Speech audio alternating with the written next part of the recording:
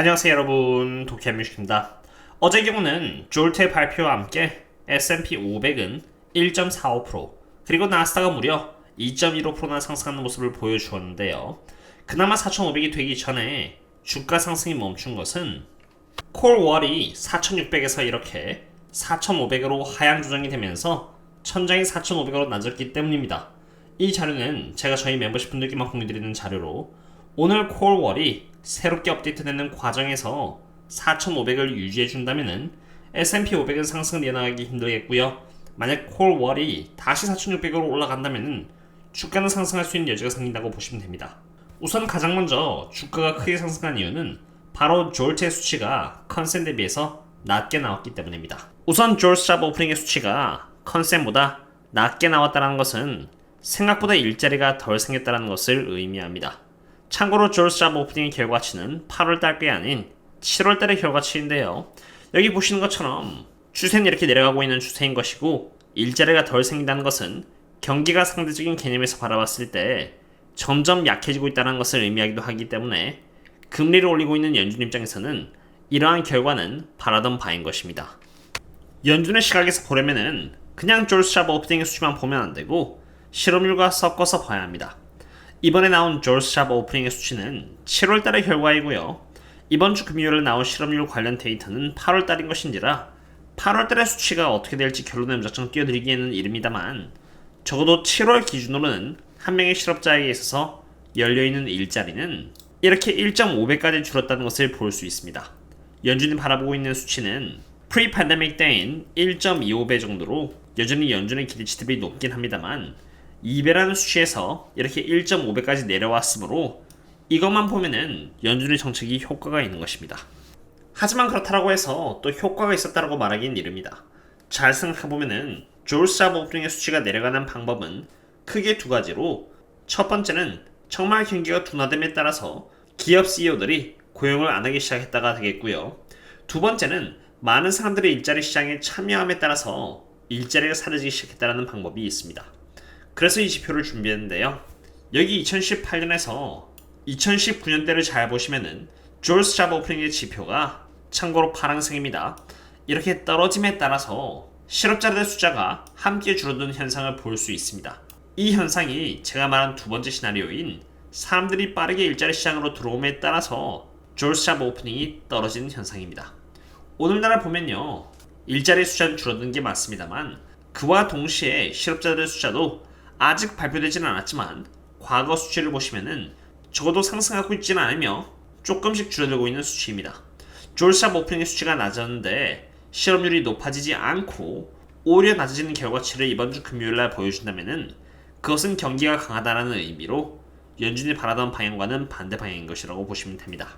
그리고 이 지표는 졸트 잡 오프닝과 고용된 직원들의 숫자를 보여주는 지표인데, 잘 보시면은 고용된 직원들의 숫자는 빠른 속도로 높아짐에 따라서 여기 졸트 잡 오프닝의 수치는 반대로 하락하고 있음을 볼 수 있습니다.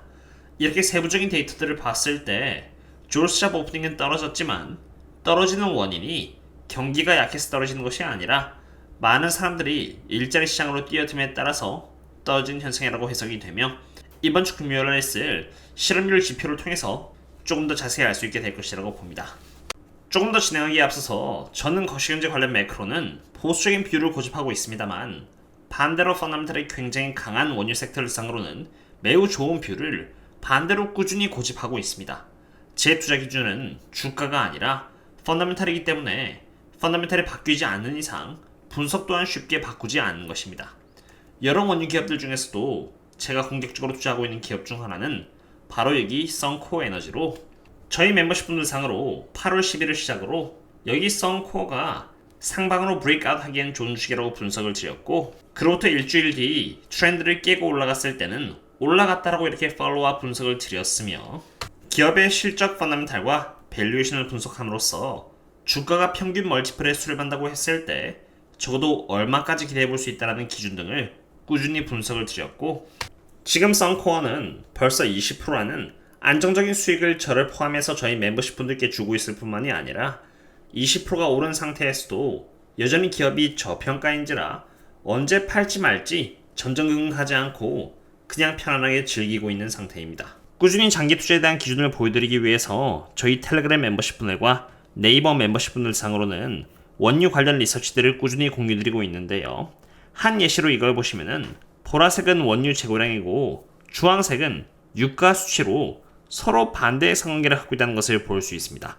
사우디와 러시아가 한마음으로 원유 감산을 외치고 있는 상태인지라 원유 재고량은 매우 빠르게 이렇게 내려가고 있는 상태이고요.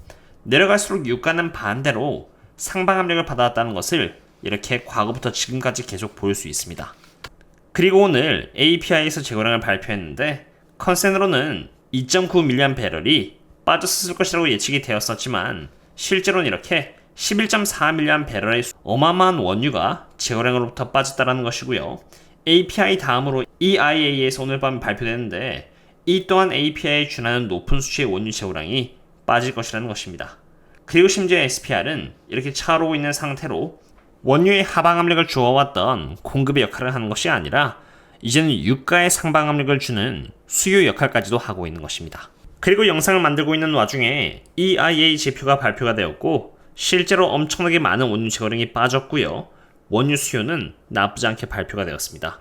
어쨌든 이처럼 영상 내에서 모든 분석을 담기에는 역부족이고 제 시간도 부족한지라 나머지 부분들은 전부 텔레그램 멤버십이나 네이버 멤버십을 통해서 매일 하루도 빠짐없이 서포트해드리고 있다는 점 참고해주시면 되겠습니다.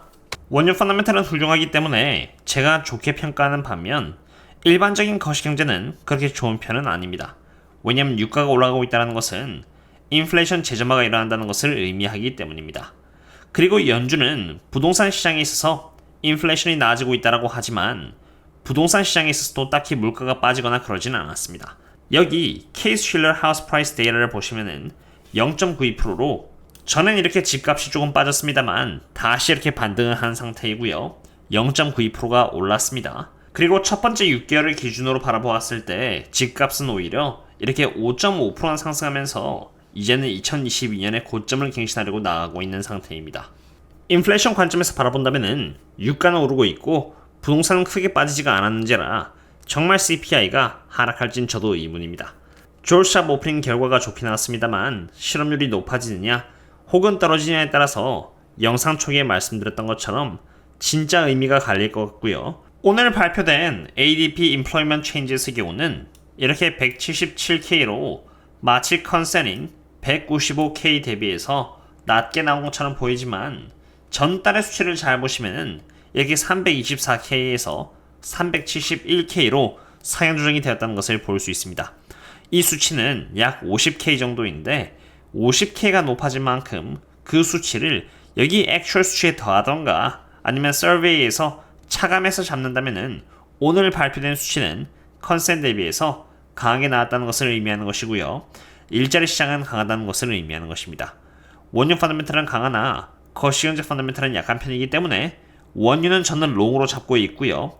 일반적인 지수를 이상으로는 조심해야 한다고 생각됩니다. 오늘은 늦은지라 나머지는 텔레그램과 네이버에 남겨놓도록 하겠습니다. 오늘의 분석은 여기까지 되겠고요.